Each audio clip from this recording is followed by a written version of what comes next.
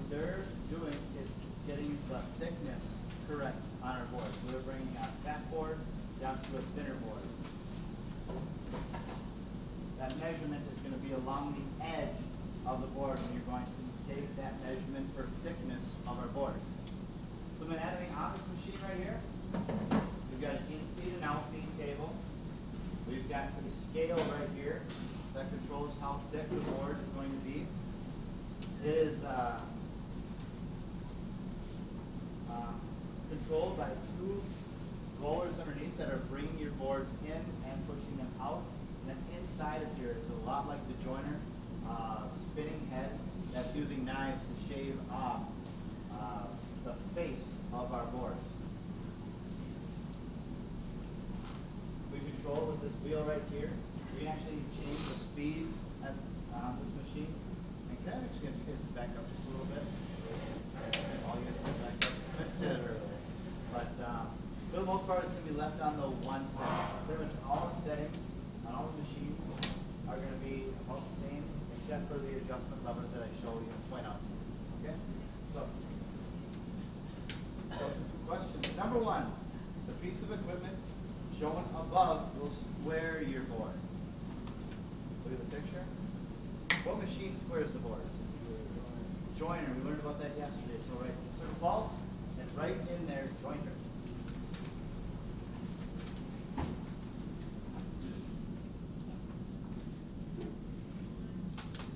Number two, as the planer dimensions a board, it removes wood from the bottom of the board. That's false.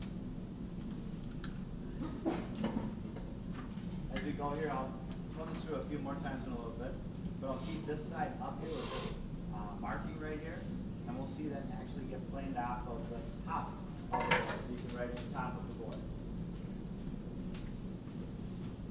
Number three, you should only remove 1/16 of an inch from your material when using the planer, or to 1 revolution. That's true. It actually says it right here on this wheel, which is pretty slick. So we're never going to be going more than that. 1 revolution clockwise will get us 1/16 of an inch up. We can also see as we put our board in here, if you really zoom in and see, this pointer right here jumps up to 1/16 of an inch. That's the maximum I want you guys taking off of on this hardness. And 1/16 of an inch. So how that's written there on your notes right there is 1/16. 1/16 is the fraction. And you see those two little lines right there, the quotation marks? Okay, that represents inch right there. Number four, the in-feed adjustment should only be changed with the planer running. That's true. It actually says it on here as well. Okay? Very rare you guys will make that adjustment. Okay? But it's helpful to know because these now are at a price point where just about anybody can buy them and have them in their garage. So those of you guys that have miter saw, you enjoy woodworking, planer might be one of your next purchases. Number five, the grain direction doesn't matter when planing a board. That is false. We can go real deep into the grain direction of how it should be feathered back, but for now, I want us to remember how this oak tree was growing up in the forest was just like this. Got cut down. All right, we can see our edge grain right here, face grain, and remember that end grain. It's kind of the telltale. That's what you look at when you see after you cut the tree down, those growth rings. And we want to be sending these boards in with the grain. It's right in there with the grain.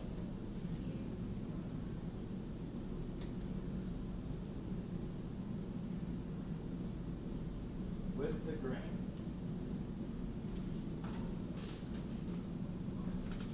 Number six, you need to determine the thickness of the board before setting the planer. That's true.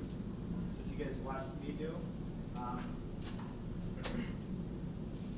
going to set this board in here until this pointer right here, this little red piece, indicates 1/16 of an inch. I can also feel that little bit of resistance as I put the board in there. Okay, that's what we're looking for. If you're not able to even push the board in at all, it's not going to get planed down.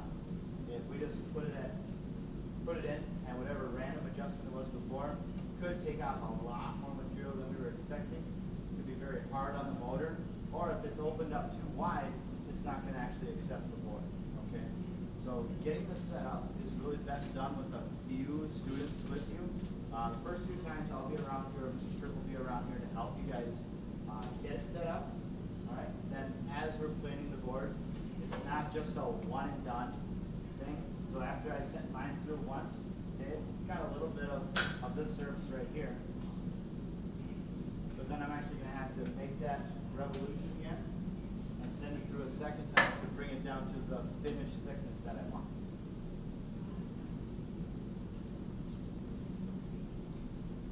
Number 7, you don't need to wear closed-toed shoes when operating the planer. That's false. Remember, Crocs, Birkenstocks, slides are not considered closed-toed shoes. On Friday, when we start our practice cuts in here, I expect tennis shoes, boots, any kind of shoe that's going to cover up those toes. Okay? Number 8, the minimum length of a board is 10 inches. That's false. Please write in 12 inches. 12 inches is the minimum length on the planer. And that goes for both of them. All of this test has been written for both of these planers because they're similar enough, or we're making it so that it's the case where you don't have to remember one over the other. Questions on the front side? Yeah, Bob. 4, 3, 2, and 1? Sure. 4 is true. 3 is true. 2 is false. Top of the board. 1 is false. Jointers, squares are what? Good question. Any other questions? Number 9. The number 1 danger when using the planer is having your fingers go below the board. That's true. Our word of the day today was pinch points. And they exist on a lot of these machines, okay? And I'll show you exactly where they are on the other ones as well. But for this joint here, if my fingers are below the board right here, and that first roller pushes my board down and starts bringing the board down, bring the board into the machine, the board is actually going to pull my hand in with it. Getting smaller and smaller, squishing the hand as it goes in. Okay? It's kind of obvious not to put your hand into there. At least I hope that it's obvious. But the one thing we don't think about, because as we're holding our boards, we hold them from the bottom, right? So that kind of makes sense. But if your hand is underneath there and it gets pinched, it's going to hurt real fast. Questions on that? All right. Number 10. When running multiple boards through the planer, always use the full width of the in-feed table from left to right. That's true.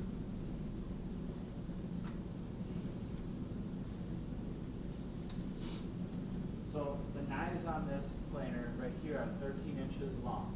So we've got 13 inches that we can put our board in here. I don't want us to just stick right in the middle. I want you to use separate spots on the in-feed table so that it's not dulling the blades right in the middle. Does that make sense? Okay, I kind of do it like, if I got a board like this, I'll flip-flop every other. Go right side, run through, rotate it, and come back to do the left side.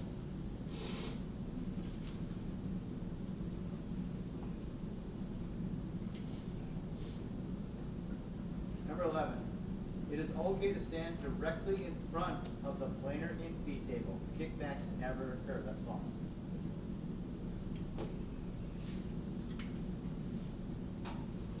So if a kickback were to occur, and by the way, they are extremely rare. It's usually someone's doing something wrong, or you got some really elaborate wood grain that's causing the wood to kick back. Okay, and if a kickback were to occur, it's going to be sent this way, like this. So the position I'm telling you not to stand is right here. Not a very fun place to get kickback, all right? Take out any space. So as you're using it, you're off to the side. You'll be walking around the back of it here to collect your material. Put it back in, stand off to the side. That's kind of how we operate. Number 12, always wear safety glasses when using the planer. That's true. Number 13. The minimum thickness to be sent through the planer is 1/2 of an inch. That's true.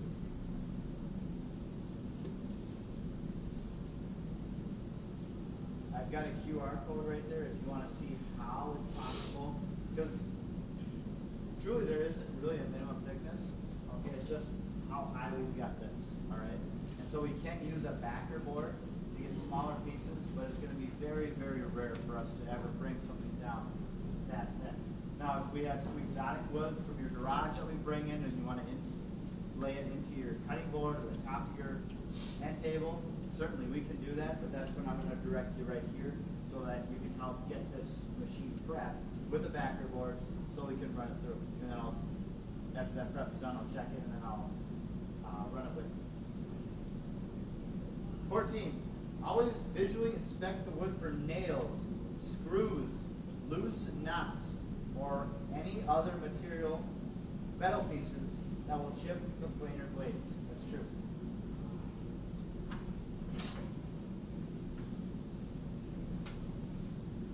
We'll deal with a lot of red oak in here. That's the board that I'm holding up right here is red oak. It's possible there might be a staple in the end of it. Okay, but all of them get painted at the mill. That's to help avoid bugs from crawling in. It helps identify some of the lumber when you got big stacks of it. Okay. Paint's got to be dry. We can't have any metal in it. Sometimes the things that you never think of are this wood is sourced in the northern part of the state. Anybody have hunting land up north or go up north to do some hunting? Okay. It could be the case.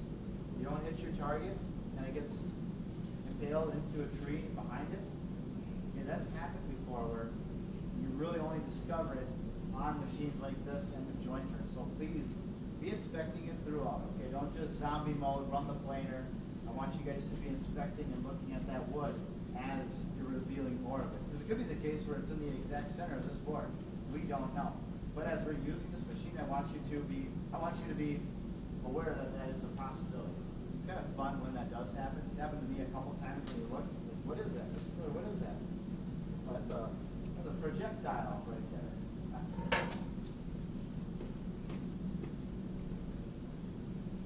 The other one, loose knots, okay?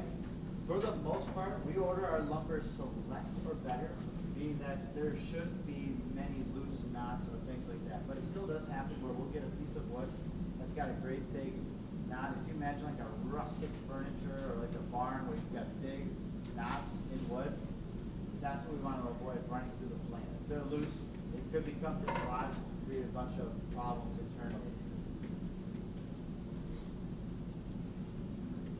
Any other questions on 14? 15.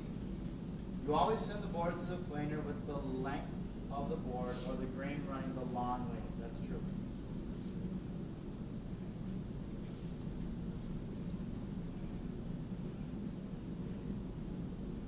16. It is okay to stick your fingers in the openings of the planer while on or off. That's false. So please keep your hands out. There's a couple pictures right here. Warning stickers telling you to keep your hands out of it. Even with it off, I don't want our hands going into the pump. It could have an electrical error and it turn on automatically. So we're not going to be sticking our hands underneath it. Is that very clear? 17. Having the dust collection on is not that important when running this machine. That's false. It must be on. False. It must be on. Our dust collector is what all these hoses are that are running to our machine. We've got pipes going to every single machine in here for the most part. It's pretty darn cool. Helps us not have to sweep up as much. We're not breathing in as much sawdust as we would be if it was just left to fall on the ground. So our dust collector is controlled with this gray box right here. There are two buttons, green and blue. Which one do you think starts the dust collector? Green. Green. It actually says start right on top of it. So will you do the honors, Mr. Kirk? You hear a little hump. When we're moving in here and other machines are on, and I got the music blasted, we actually won't hear that dust collector. So if you're ever unsure if it's on, what do you think you can do? Walk over there and hit the green start button. The blue one turns it off, and really there's only a couple of kids that I'll train up in here how to turn it off, because it actually doesn't turn the dust collector off immediately. It stops the suction, but then it runs through a cleaning cycle where it actually vibrates and shakes all of these hoses and tubes in here, so that all that static can drop all the dust that is stuck to it, and then the next time it's fired up, that's what gets drawn out first. It's a pretty cool system. So, in recap, have the dust collector on. 18. It is okay to jump in line with a bunch of people using this machine. That's false. So what's most likely to happen, you'll have a couple of your boards, you have a couple of buddies that you're running through, or maybe some students, some people you've never met before, but they're at the same stage as you. So you're running your boards through, collecting them off the backside, you're rotating this. After everyone has put their boards through, you're running yours again, collecting them off the backside, and you're steadily working down the thickness of your board. Okay? If your best friend comes up and says, hey, I got to do that too, and starts jamming their piece into there, it's going to overload the machine. Might not even fit in there. Okay, it'll definitely wreck the wood. So please, whoever starts with you on this machine are the ones who are going to end with you on this machine. Okay? Does that make sense?